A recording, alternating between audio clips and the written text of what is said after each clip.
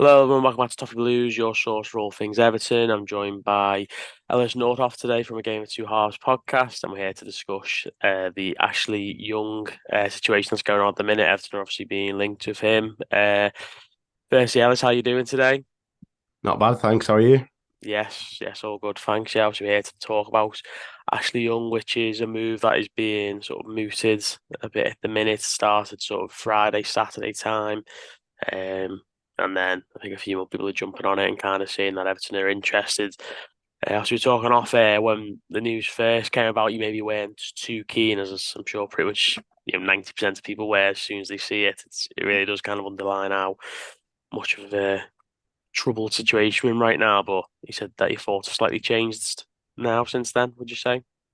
Yeah, I think they have because at first you see a 38-year-old left back and you're like, no, we knew this fella existed 15 years ago now. He's been in football all my life. So, of course, you're going to think surely a player's too old at this point. But I think when you rationalize it a bit and you look at his versatility and you look at it being a free transfer and likely low wages, I can see the reasoning behind it now. Yeah, absolutely. I mean, I don't know. Apparently, he was on 50 grand a week at Villa. You'd imagine, no matter where he ended up now, unless he went to a foreign country or something, he'd end up on lower wages than that. I haven't seen any real figures as of yet that are being sort of thrown about. So far, it's kind of up in the air at the minute. But yeah, I think in terms of a player who can play two positions that are really we're quite light on at times. Obviously, Mikalenko isn't great, and he had a couple of injuries last year. Just lost Fanagra as well. Obviously, he didn't play, but uh, Coleman's obviously out for the next sort of. You imagine the first two or three games of the next season. Nathan Patterson's had his injury problems, so I think for versatility alone, it feels like a bit of a no-brainer, really. Yeah, I agree. I think having that player who can cover multiple positions. We thought we had it with Ben Godfrey, but with injury struggles and also struggles itself at right back, maybe he's not quite that player and he needs to find his own position. But as for Ashley Young, Villa fans don't want him to go. So that's a good sign to start with. A 38-year-old that they're willing to give another year to, that's a good sign in itself. And when we think about it, Aston Villa got a much better squad than us. And he actually started 23 games last season for that team, the team that ended up getting Europe. So if he can get into their team, surely he can get into ours.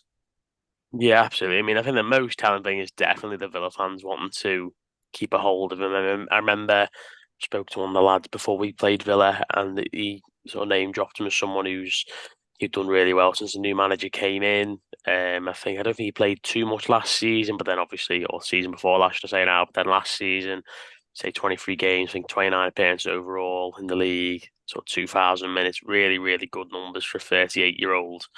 Um, as you mentioned before, I mean, he's been in football all my life. That sort of 2006, 7 season when he was at Watford, that was kind of my first season watching football. So, or certainly watching the Premier League anyway, rather than just Everton. But he's been around since then. He had quite a strange career, but yeah, I think the last sort of 3 or 4 years, he's added a lot of value to his name in terms of versatility, leadership, and I think the latter point there, the fact that he's coming in as a leader and someone who's got experience, that's huge because we have lost you know, sort of three quarters, I'd say, sort of say 5% of the leaders in the squad now. I've only got a couple left. So I think that's another sort of really important aspect to this, wouldn't you say?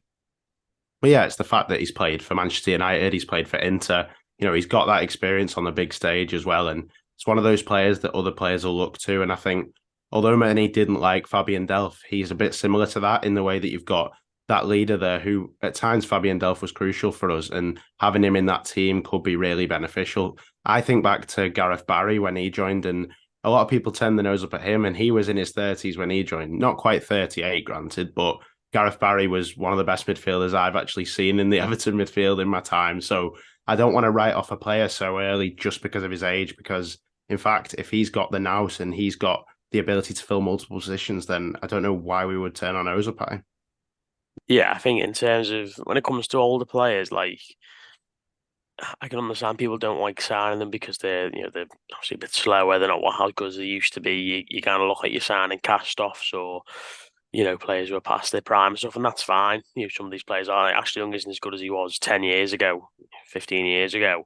But you look at Richard Goff and you look at Gareth Barry, as you mentioned, your players we have signed when they're a bit older. Obviously, they're not the only ones, but Everton have signed players before who've been you're thinking over the hill, but what they maybe lack in growth and they're getting older and they're not as good physically and all that. What they lack in that, they bring composure, they bring experience, they bring a bit of nous. They can obviously slow the game down a little bit.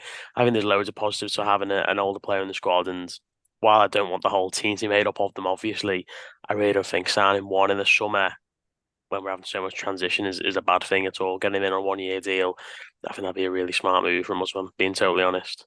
Well, I think from a broader perspective as well, it saves money for the attacking positions because, there's a lot of positions to fill this summer, and we know the mammoth task that's got to be done to kind of sort this squad out in time for next season. We know we've lost quite a few players to free transfers. So for me, I'd be thinking save the spending for the attackers where we really desperately need it. And if we can get a player who can fill left back, right back, and perhaps even compete with Mikolenko, I don't think they'd be too far off ability wise. Wouldn't we probably rather spend 10, 15 million on an attacker than perhaps spend 15 million on a left back and then be like shopping in the bargain bucket for attackers instead? Yeah, definitely. I mean, getting older players on frees who are playing in those attacking positions is harder, really, because I feel like they decline quicker and then they end up going down the leagues. And obviously, when they're getting older and stuff, if they are still playing well, then they are staying at the top of the game. But I think you see a lot of strikers dipping down the leagues and eventually, obviously, retire. Whereas Ashley Young has stayed at the top of English football. And you mentioned also he went over to Inter as well, won the Scudetto there. He's been at the very top for going on 20 years now, so it's super impressive. And he played for England for a long time, played in that World Cup semi-final a few years ago. So yeah, I think it's a big plus there. And you mentioned as well because you can play left, right, and right back. Everton have needed to sign a player who could do that for years because Seamus Coleman's been the only right back for a number of years. But Patterson came in. Coleman has had injury issues. And then on left back, Leighton Baines was the only left back we had for a number of years. And players like Sidibe have come in and players who plug gaps, but they haven't done it to any sort of great degree where we ended up keeping them. And to bring someone who can do a bit of both, I'd imagine he'd play both positions at some point this season if we do sign him. That is a massive plus for me.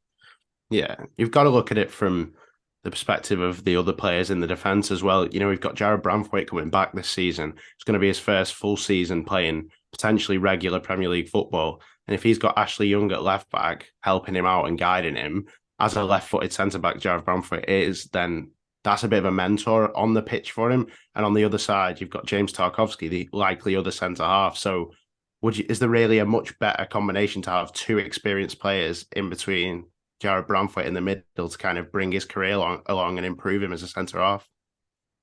Yeah, absolutely. I think it's one of those things where, I think at Everton over the last few years, people have kind of poo-pooed the idea of needing like leaders and thinking it's proper old school and old fashioned. But I really think we saw last season it does matter because, yeah, Mina is clearly a massive influence in that dressing room. He came in the end of the season, he was excellent.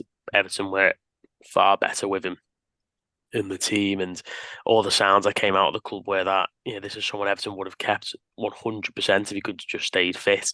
And the fact that he is gone is a massive loss in the changing room, and I think that is a big problem. Connor Cody as well. People were talking about signing him not just for his leadership, of course, but it was only £4 million. It was kind of like half he's a big leader and a big player in the dressing room, and then the other half is he's a decent Premier League footballer who could have played when we needed him to, like he did against Bournemouth. Begovic is gone. Tom Davis is gone. Okay, maybe they're not massive leaders in the changing rooms. They're not going to kind of grab everyone by the scruff of the neck, but they are big characters. Begovic brings loads of experience. So I feel like the squad's just been ripped to shreds in terms of that intangible asset that I think every squad needs 3 or 4 members. And I think now you look at it, Coleman out injured, but he's won. James Tarkowski's not even at the club a year. I'd say he's probably a leader. Jordan Pickford for sure, but he's a goalie. It's not someone out on the pitch.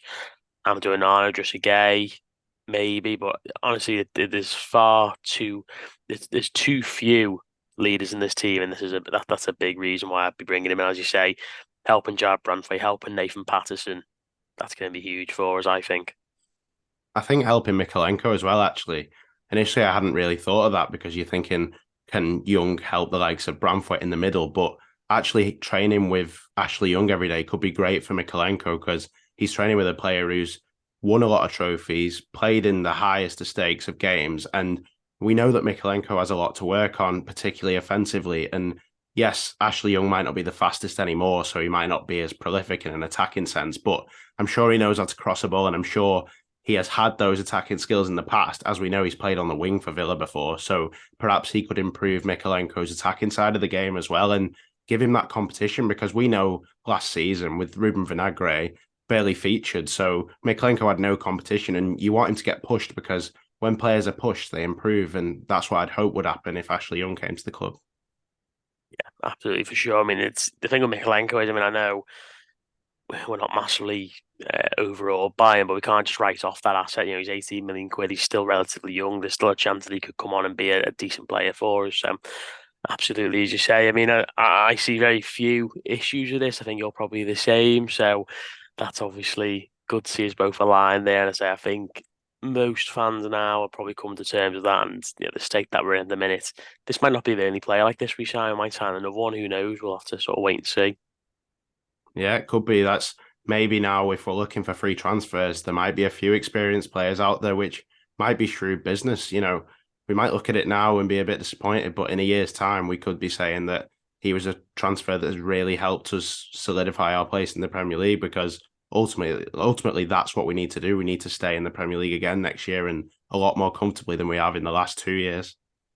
Exactly. Short-term investment for what is long-term game, I suppose. So we will see. But nice one for that, Ellis. Much appreciate you coming on there, and obviously we'll look to see what other transfers are hopefully getting done by Everton. As mentioned at the start, make sure to check out Ellis's podcast, The Game of Two Halves. We'll leave a link in the description.